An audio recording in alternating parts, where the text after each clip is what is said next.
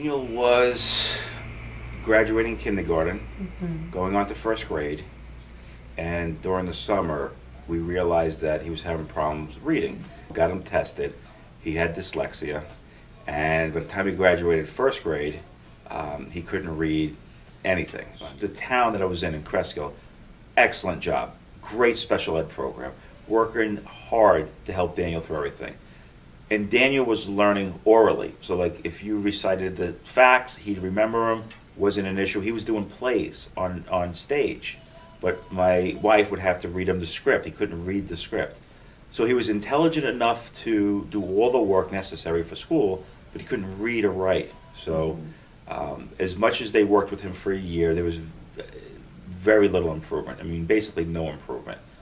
After about a month of doing brain balance, we were in church, my kids and my church has a teleprompter. Without being prompted, Daniel started reading along. Now, this was Daniel who couldn't read on a big flashcard, two cows, from all the way in the back of the church, reading on the teleprompter screen. Just looked at him, and I almost started, I think I might have cried. That's when I first noticed the change. After 3 months, he could read, but he was quiet, it was private. It was maybe if he was playing a video game, he had to read something. He wouldn't read openly out in public. And so that took about 6 months after the program for him to get his confidence to start to read. 2 weeks ago from today, he had to do a report for Manny Ramirez, who's an ex-baseball player who had these long dreadlocks. So he had to do the report, do the research, write the report, and to give an oral presentation in front of all his classmates and actually read the report, which he did. And for him to do that, to have the confidence to do that, I mean, listen, it's huge. You can't even, I mean, what do you say to that? I mean, the kid couldn't read a year ago, and now he's giving oral presentations in his class.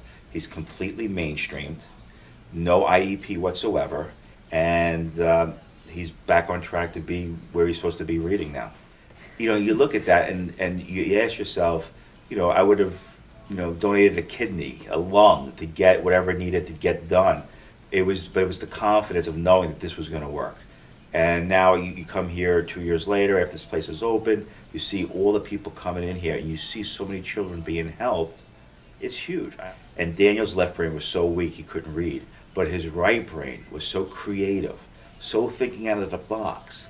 It's when you sit down with Daniel and you listen to him, he could tell he's not a linear thinker. He's got these crazy thoughts in a good way, so creative, but he would never be able to write it down or express it, or that would be a shame. And I knew deep down that technology would catch up and he can dictate everything if he wanted to. But for him to have the ability to read, to go on, and Daniel's probably going to be a veterinarian. You couldn't do that if you didn't know how to read.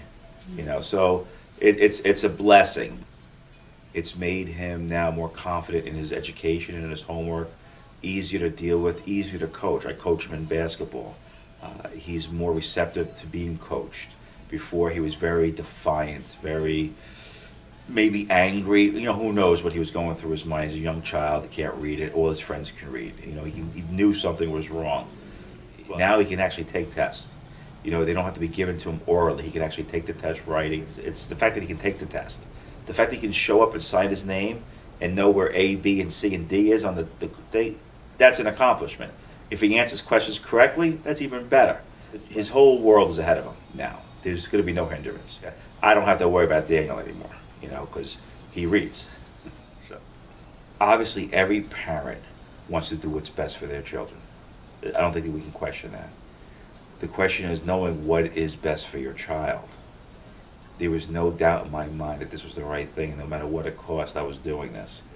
This is what's going to help the kid, because we have this approach in mainstream that's an outside-in approach that's not working because the insides aren't set up right. This is an inside-out approach. And once the inside is stable, now all the help that Daniel was getting at school was actually able to take hold and work. Otherwise, it's like, how can you speak to somebody if they have earplugs on?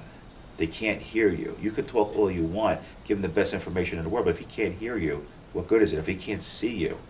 This allows the person to perceive their world and process everything correctly. Then the outside information, whether it's behavioral behavioral or learning, academics, will take hold.